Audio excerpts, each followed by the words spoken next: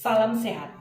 Perkenalkan, nama saya Rini Sinsu. Saya dari Fakultas Keperawatan Universitas Pembangunan Indonesia Manado, kelas B1 ekstensi semester 5.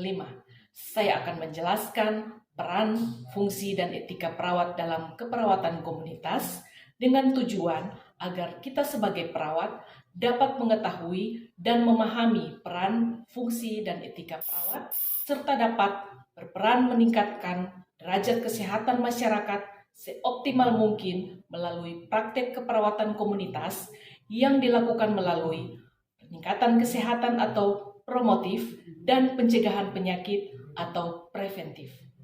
Mari kita saksikan bersama penjelasan berikut ini mengenai peran, fungsi, dan etika perawat dalam keperawatan komunitas secara bersama-sama.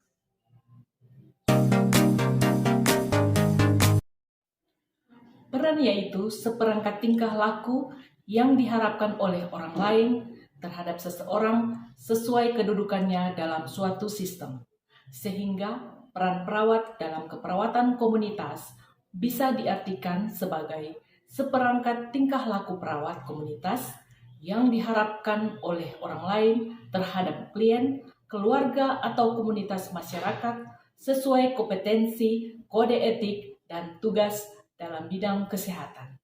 Peran yang berorientasi pada kerjasama, yang pertama adalah koordinator pelayanan kesehatan, di mana perawat mengkoordinir seluruh kegiatan upaya pelayanan kesehatan dalam mencapai tujuan kesehatan melalui kerjasama dengan tim kesehatan lainnya, sehingga tercapai dan terciptanya keterpaduan dalam pelayanan kesehatan.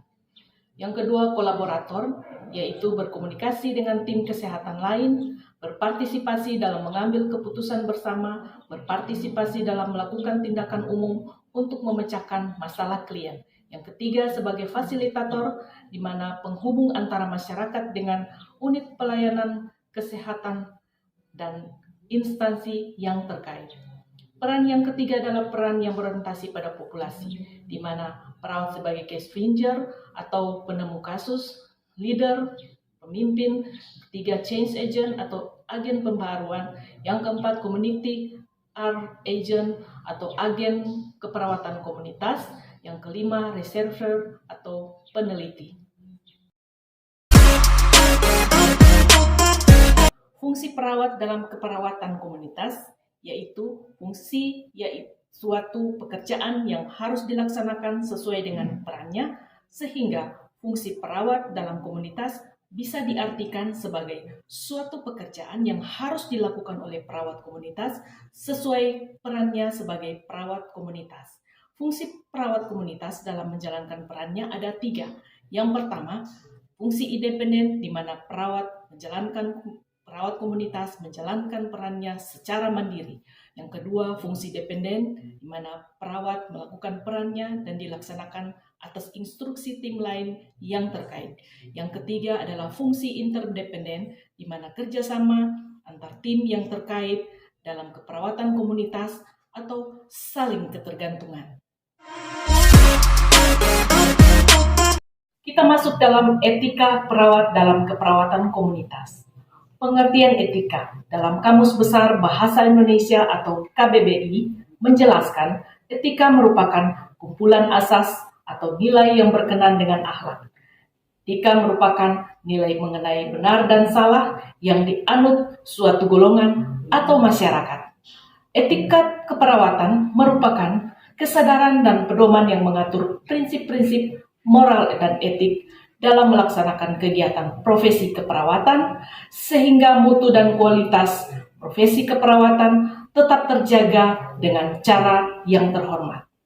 Etika keperawatan tersebut antara lain mengandung unsur-unsur pengorbanan, dedikasi, pengabdian, dan hubungan antara perawat dengan klien, perawat dengan dokter, perawat dengan perawat, maupun perawat dengan diri sendiri. Tujuan etika profesi keperawatan yang pertama, menciptakan kepercayaan klien pada perawat. Yang kedua, menciptakan kepercayaan terhadap sesama perawat. Dan yang ketiga, menciptakan kepercayaan masyarakat pada profesi perawat. Prinsip etik keperawatan yaitu menghargai hak dan martabat manusia, tidak akan berubah. Prinsip dasar etik keperawatan seperti yang pertama, otonomi atau otonom adalah suatu bentuk respek terhadap seseorang dan sebagai persetujuan tidak memaksa serta bertindak secara rasional. Otonomi dalam hal ini merupakan kemandirian. Yang kedua, beneficence atau berbuat baik adalah suatu bentuk wujud kemanusiaan dan juga memerlukan pencegahan dari kesalahan atau kejadian yang disebabkan oleh diri sendiri. Yang ketiga adalah justice atau keadilan, di mana perawat adalah suatu bentuk terapi adil terhadap orang lain yang menjunjung tinggi prinsip moral, legal, dan kemanusiaan. Prinsip keadilan juga diterapkan pada Pancasila, yaitu sila kelima, keadilan sosial bagi seluruh rakyat Indonesia. Yang keempat adalah veracity atau kejujuran, merupakan suatu nilai yang menjunjung tinggi menyampaikan kebenaran apa yang sebenarnya terjadi. Yang kelima, non-maleficence atau tidak merugikan, di mana adalah sebuah prinsip yang memiliki makna bahwa setiap tindakan yang dilakukan pada seseorang tidak menimbulkan kerugian secara fisik ataupun mental. Keenam adalah fidelity atau loyalitas atau juga ketaatan, merupakan prinsip tentang menghargai janji dan berkomitmen kepada orang lain. Yang ketujuh adalah confidentiality atau kerahasiaan, prinsip yang harus dilakukan oleh manusia ketika mengiyakan suatu rahasia yang diberikan oleh orang lain. Yang kedelapan adalah accountability atau akuntabilitas. Prinsip ini terkait dengan fidelity atau loyalitas yang berarti bahwa tanggung jawab pasti pada setiap tindakan dan dapat digunakan untuk menilai orang lain. Yang kesembilan adalah moral atau moralitas, mana merupakan bagian dari prinsip etika keperawatan, termasuk advokasi, responsibilities, dan loyalitas. Advokasi merupakan pemberian saran dalam upaya melindungi dan mendukung hak-hak pasien. Responsibilitas merupakan eksekusi terhadap tugas-tugas yang terkait peran seseorang, dan loyalitas merupakan konsep tentang simpati, peduli, dan hubungan timbal balik terhadap pihak secara langsung dengan orang lain secara profesional. Dan yang ke-10 adalah value atau nilai, merupakan sesuatu yang berharga, keyakinan yang dipegang oleh seseorang yang menjadi standar perilaku seseorang tersebut.